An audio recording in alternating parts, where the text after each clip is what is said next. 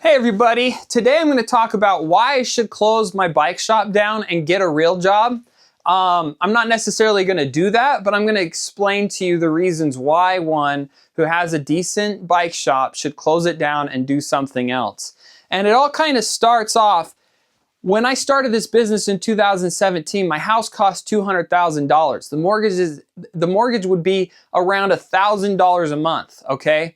And if you look at that now, 2025, the same house that I've got is now worth almost $500,000. A mortgage would be $3,000 to $4,000 a month on that thing with all the extra expenses to the mortgage.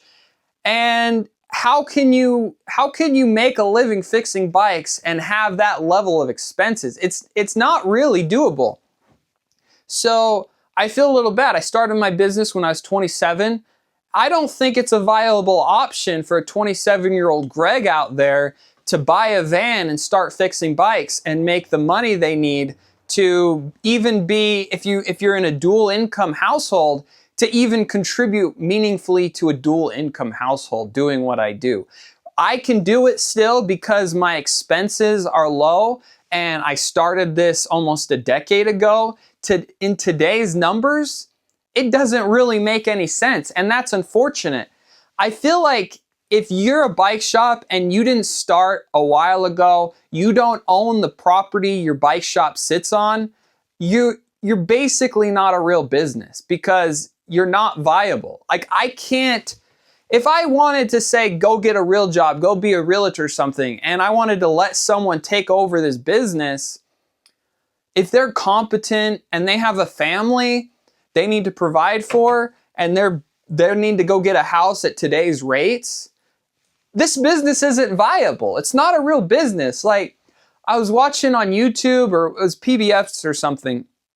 Tom Hanks is apparently super into collecting old typewriters. And they had this video of this typewriter shop in New York City, and they've been in business for over 100 years. And even though most people are done using typewriters, they fix typewriters, they sell typewriters, and they've been in a successful business for over 100 years.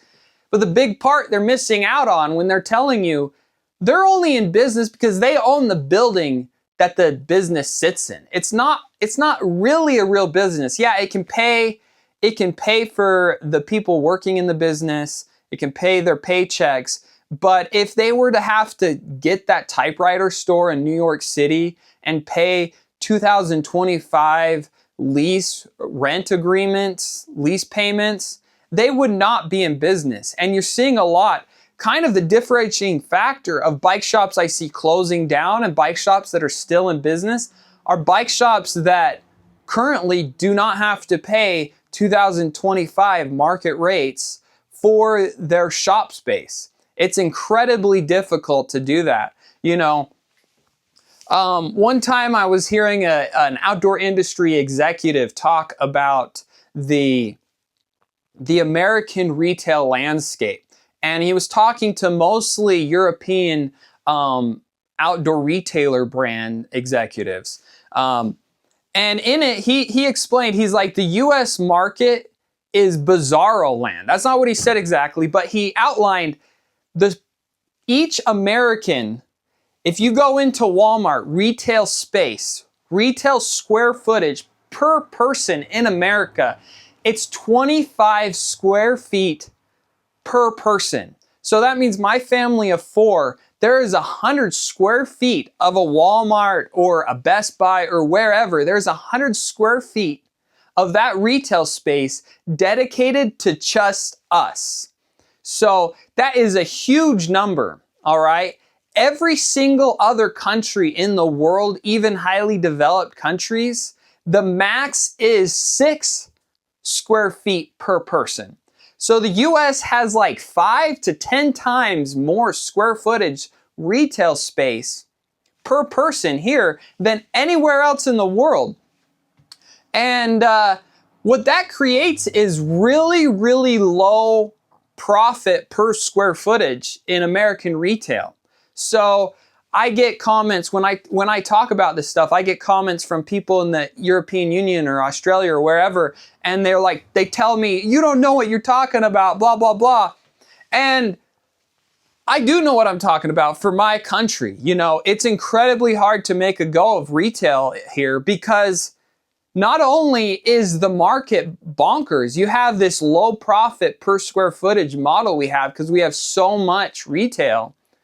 And then I was also looking up, the retail has slowly declined. They say in 2008, it was around 50 square footage of retail per person. So it's gone down, but it's still astronomically high.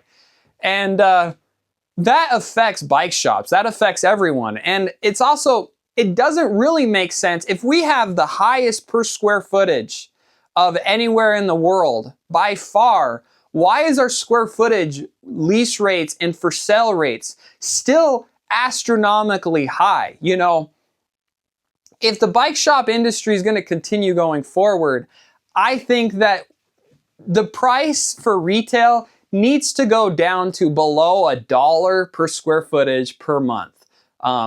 If you want to rent a 10,000 square foot building and build a Walmart, lease it, it needs to be below $1 per square footage. I don't know how the numbers are going to work in the world.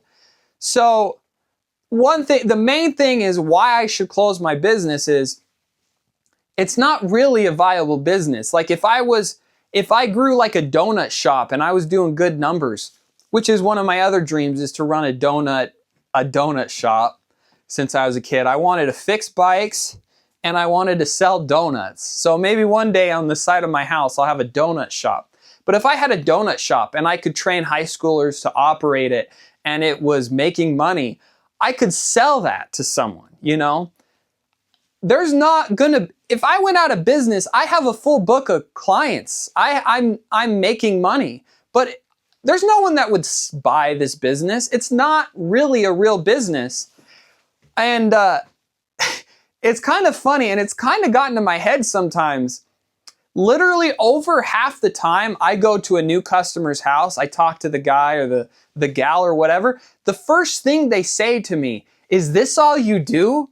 Is this all you do? You just go around fixing bikes in your van? This is what you do for work? And I'm like, yeah. And it kind of gets to me, I'm like, what I'm doing isn't really a real job. It's kind of bizarro. They're like, this guy seems normal. He's got a family and he's just driving around fixing bikes, hoping people call him to fix bikes. And it's kind of whimsical. I think I'm kind of this character people like, that I drive around in this blue truck and I actually just fix bikes for a living and I don't have a real job. And I think it amuses my customers that I do this, and it amuses me. But the fact is I see people with, they go get their master's program. They get like a skill that can make them a lot of money. They're a doctor or whatever. And they decide to like quit it all and start a bike shop. And I'm like, I don't get it, because I'm doing this because I'm literally kind of crazy and I can't do anything else. I can't even get along that well in regular bike shops when I was working in bike shops. Like, there's one bike shop I worked at, great bike shop, but one of the employees that was a little higher up than me in the little like social structure of the bike shop, he's like talking about the Avengers movie that just came out. And I was like, I don't like it. And he's like, why don't you like the Avengers? And I'm like, well, I didn't really care about anyone in the movie. Like this Hulk guy, all these characters, like, who are they? Why do I care about them? Why do I care? Like, I basically said, like, there's no plot development in this movie. It just kind of started. And he's like, well, you got to watch the Hulk and you got to watch this, you got to watch that. And I'm like, I don't want to watch it. I just want to watch a movie. Like, a sequel can be great. Like, just my opinion, sequels can be great, but if you can't just start in the middle of a sequel, or you can't just watch the Avengers and not watch all this backstory, it's not really a well-written movie. It's a TV show masquerading as a movie. And that was my opinion. And he like hated me after that. He started complaining to me, to my coworkers, to the boss, that like, I'm crazy, I'm dumb, I don't like Avengers, this guy's messed up. And I'm like, so then I like, it got weird, so then I go work at a different bike shop. But my point is I fix bikes because it's what I know how to do. It's not the greatest pay. I'm lucky and privileged that I got into it when I did. I'm able to go on vacations in the winter. I'm able to work just when I need to work. I'm not beholden to a bike shop that I have to stay in there all winter long, 40 hours a week, to justify them having me on payroll. You know, going mobile makes sense for a lot of people. And I just want to be honest with everyone.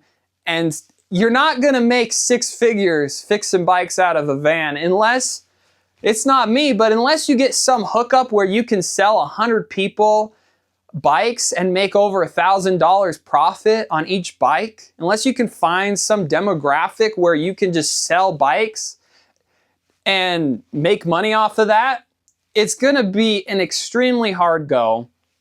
I'm fully committed. I'm going to do this till I die because I'm a bit of a character. And yeah, but if I was thinking about money and I was thinking about what was best for my posterity, I probably should close the bike shop, get a realtor's license, and go be a character selling homes. But there's just something in me that's like, no, I can't do that. I'm just gonna keep doing what I do.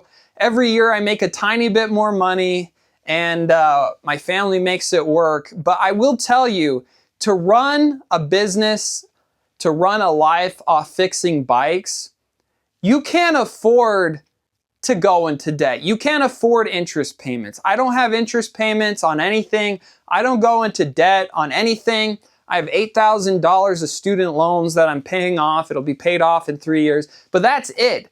If you want to make a go of running a bike shop or doing something that's kind of like a vanity project like this, you can't have a fancy car. You know, my Honda Pilot cost $10,000. It had been totaled twice before I got it. You know, it works. I can drive it across country, but the roof, the paint job is horrible. There's scratches. The Bondo from the Rex is starting to crack. You know, you got to make sacrifices. You can't just say, oh, I'm a doctor and I'm going to quit and I'm going to fix bikes. You have to change your lifestyle, you know, and it's a lifestyle that I'm comfortable with, but I don't know. I've never seen a video where people outline what it is actually like to make a living in the bike industry. So I just thought I'd give a little talk and tell you about why I should quit, but I won't quit. I'm too legit to quit. Have a good day, everybody.